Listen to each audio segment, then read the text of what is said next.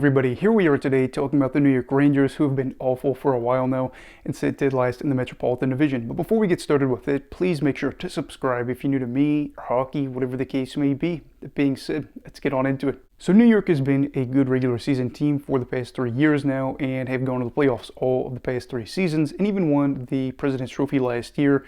So it was a side we were probably expecting all of us to say would make the playoffs again this season and maybe even go out there and defend their status as the best regular season side. And through their first 17 games, that's exactly what it looked like was going to happen here, as they were 12-4-1, sat 7th in the league for points and 4th in the league for points percentage. And while there were some underlying locker room issues, this team was still doing all right. What has followed since then has been an absolute disaster for this team, as over their past 19 games, they've gone 4-15-0, and it is just unbelievable to see what we've seen in this time. This side has got 3 losing streaks of at least 3 games, 2 of at least 4, and is a team that has lost 4 in a row as of now, and all 4 of those losses have come against playoff teams. And I know some people will say, well, you know, they are playing playoff sides and that's going to happen, but when you are a team that just won the President's Trophy, that expected to make the playoffs, you don't really use the excuse of, oh, well, we played a lot of really good sides as of late, because you expect to at least get a few points out of all that. But instead, this team has the worst record dating from November 19th, I believe, to December 30th. And just the numbers are abysmal. The most goals allowed, the fewest goals scored, a team that has a goal differential of -32 compared to what they had in their first 17 games of +20.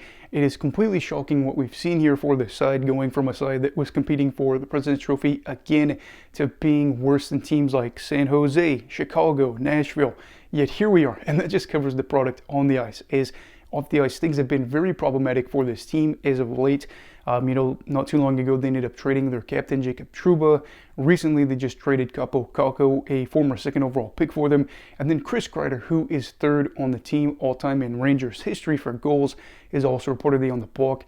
Imagine seeing what we've seen here with this team being good for so long, falling apart in the span of about a month and a half, also trading away your captain, a former 2nd overall pick, and then possibly, again, trading away a guy like Chris Kreider, who is inching his way to being 2nd all-time in the team's history for goals. It's just really crazy, and there's just other problems that have come along the way for this team. But this really doesn't help either, as the team's recent skid kind of combines with all the drama that we've seen here. Is a bad look for the organization, especially because of the fact that, a guy like Trouba let his feelings known, Kaapo Kakko let his feelings known about how they were unhappy with the situation they were in, and it is tough.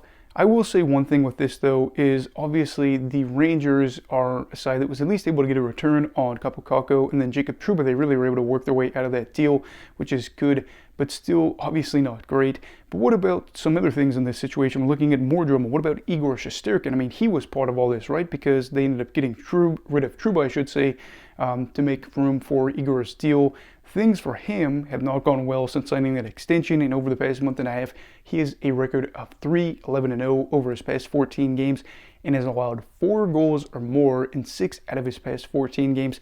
Again, this is not a good look for a guy that just won the Vezina not too long ago, and his numbers right now are looking absolutely terrible. Now, I'm going to say one thing right now. He is not totally the fault here in Igor Shesterkin, as he has seen his team while the most shots against per 60, as well as the most high danger chances against per 60 in the past month and a half, while also being the team that spends the most time on average in the box on the penalty kill and whatnot. So clearly not all things are on him, but at the same time, too, again, circling back to drama, you were part of this, issue where we had to move things around, and we ended up giving you the biggest goalie contract in NHL history.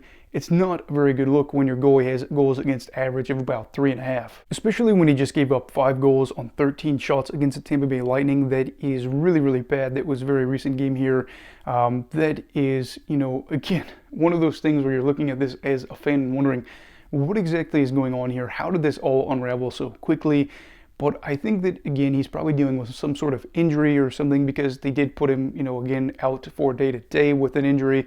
So maybe he's able to get his groove back. The only problem is Jonathan Quick is their backup. And Quick, for about a year and a half now, had kind of worked, a good backup option, a veteran goalie for cheap money that was providing stability. But over his past 7 games, he has seen 3 games where he's allowed 6 goals. And those And that is terrible considering now you're relying him to probably be one of the go-to guys if Igor missed some significant time. And it is just weird how you went from having two goalies, you're like, wow, we have, a former Vezina winner, actually two former Vezina winners that are just thriving right now, to now we have two former Vezina winners that are struggling immensely as this team has only picked up, 4 wins in nearly their past 20 games.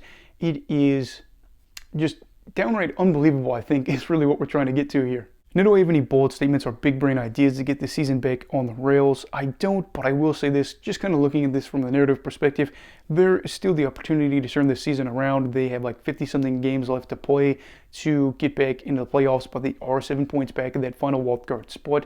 So they are going to have to do some work, as there are teams that are doing better ahead of them, including some sides like Montreal, including a team like Ottawa. You are really kind of wondering if those teams would miraculously be able to go out there and make the playoffs ahead of the Rangers. But again, it's not a miracle when it's an 82-game schedule and these teams just are better over that span. It's just them being better. And for the Rangers, this is more about pride and trying to make sure things finish strongly, as they sit bottom of their division right now and are near the bottom of the Eastern Conference. That is not something that is acceptable. They have to find a way to change things. And if they have a good run, I think the big thing here is that they can be able to avoid a major change in the offseason or maybe during the deadline period. And instead, maybe they can figure out a way to get back to the playoffs and then try to make a run at things. Because again, guys like Mika Zibanejad, guys like Artemi Panarin and whatnot, they only have so many opportunities to go on a deep run again. But it is just weird seeing how this team could have 12 wins, 17 games compared to 4 and 19. Maybe they have another hot run in them where they ended up, over a 20-game period are good again. And that is going to be something you would like to see. But at the same time, too, defensive issues paired with your starting goalie being out is a problem. I think their goal scoring could go up. They do have, again, guys that are having good numbers, but even players like Artemi Panarin right now isn't having a monster run of it. I think he's got 15 points over the past 19 games, and he's the leading, Rangers player right now in terms of points. So just a tough thing of everything kind of going against New York over the past, month and a half. But maybe 2025 is where they can say it's a new year. We still have a lot of games left to play, and we can turn things back around and then be a side that could go on a tear to maybe claim the 3 spot in the Metro or something like that. I don't know. But anyway, just kind of want to talk about how bad things have been for New York for a while now and just cover that. So anyway, what are your thoughts on New York? Why do you think they've been so bad? Let me know down below in the comments. Also, please make sure to like this video if you enjoyed it. Subscribe if you're new. Everybody stay safe. Have a great night. And you love hockey, all right. Goodbye, Brigadiers and Brigadettes. This is your captain signing off. Have a great night.